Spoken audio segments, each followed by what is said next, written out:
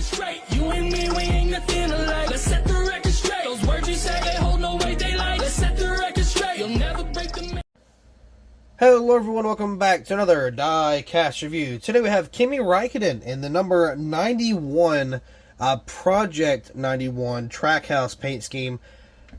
This is pretty interesting. I didn't think we'd ever get a Kimi Räikkönen diecast, especially on the Cup Series by all means, or any like actual NASCAR. I think he's like I know he's open wheel. I don't know if he's F1 or IndyCar. I'm not too sure. I would assume probably IndyCar.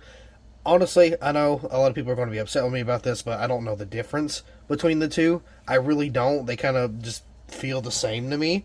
I know some of you are probably screaming right now, but I don't keep up on it. I'm not really too sure about, a lot of the paint schemes, a lot of the drivers, manufacturers. I'm not really too familiar with like the whole open wheel, community, I guess, or drivers or whatever.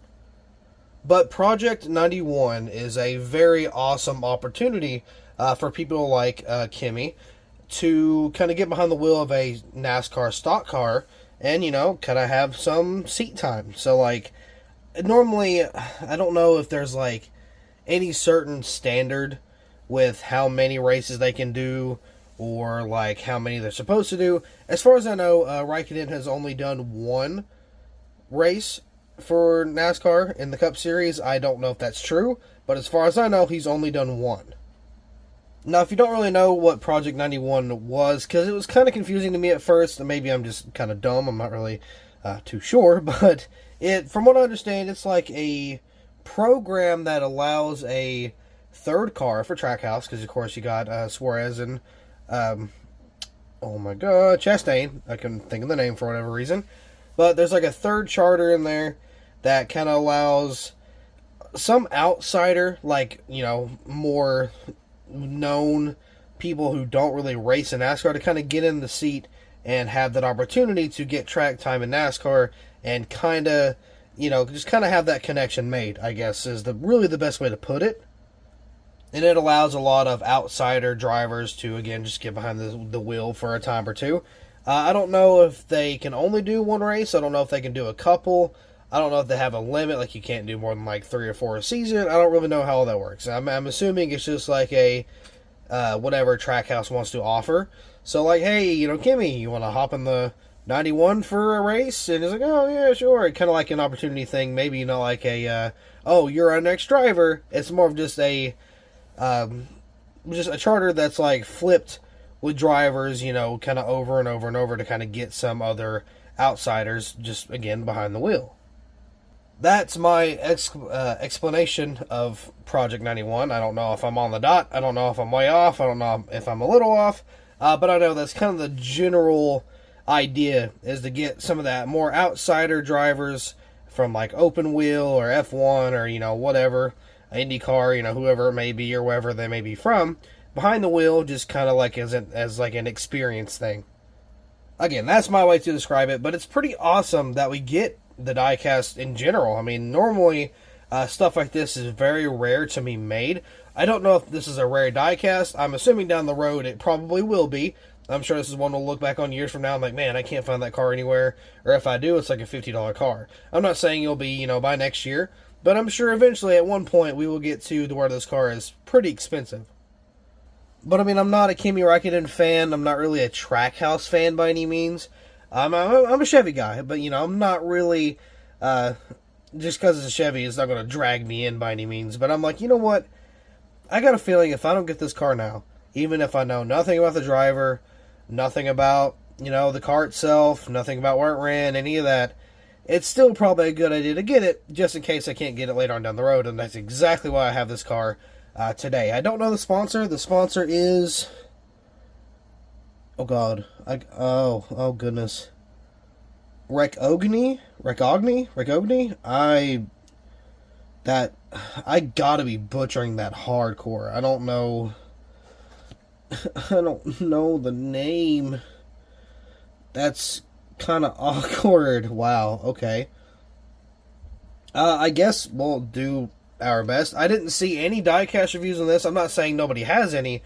I just haven't watched any diecast reviews on this specific car. So, we're going to take our shot going in blindfold, and hopefully it turns out somewhat decent. But we'll get this diecast out of the box and take a closer look at the paint scheme, because it actually looks like a fairly good paint scheme.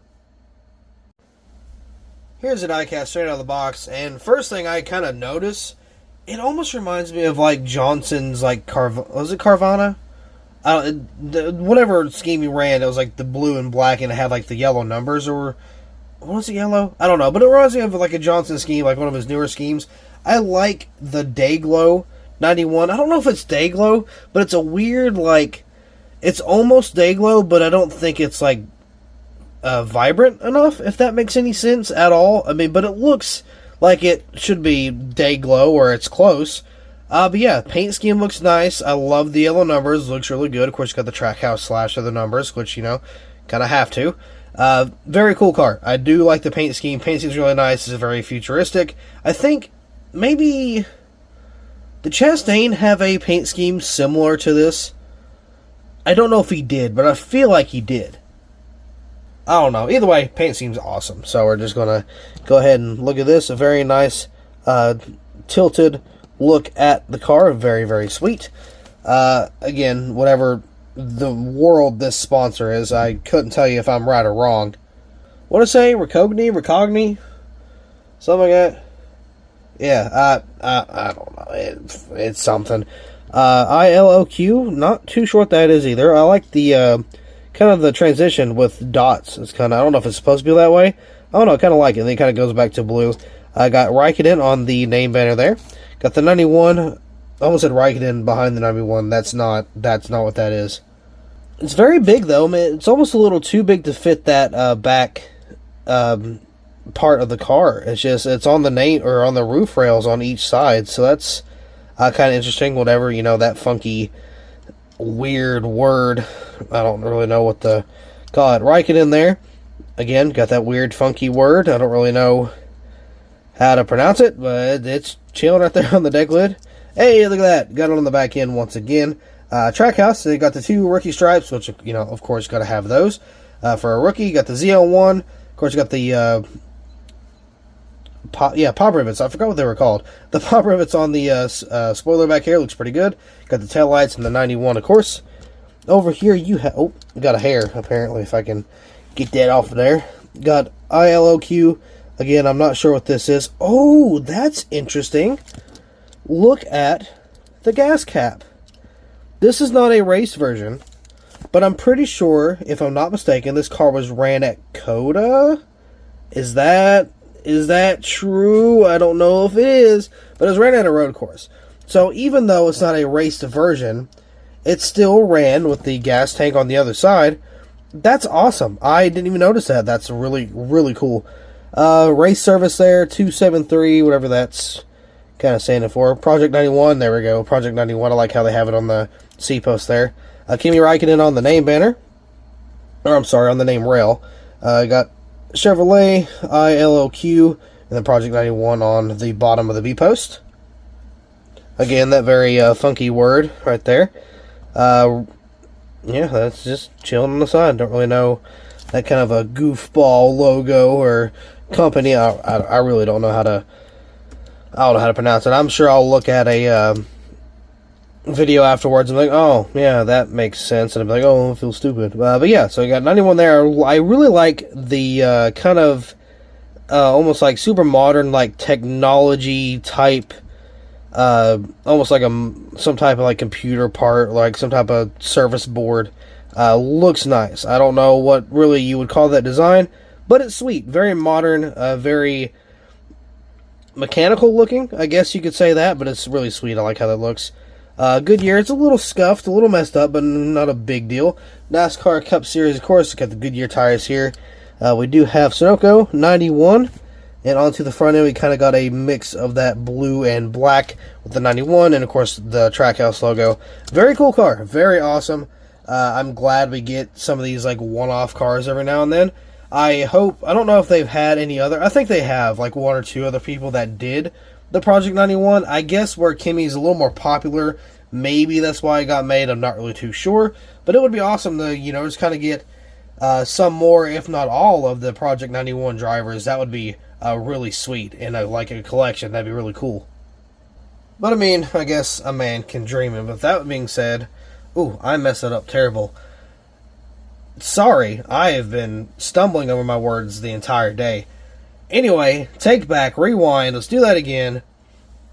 I forgot what I said, I'm not even going to lie. Anyway, with that being said, I do believe that will be all for this diecast review. So thank you all so much for watching. I hope you all enjoyed. I know I'm very tardy to the party on this diecast. I've got a lot that I'm very late on that I'm going to be putting out very soon. But I will see you in the next video. Everything that I ever worked for, I'ma keep on pushing.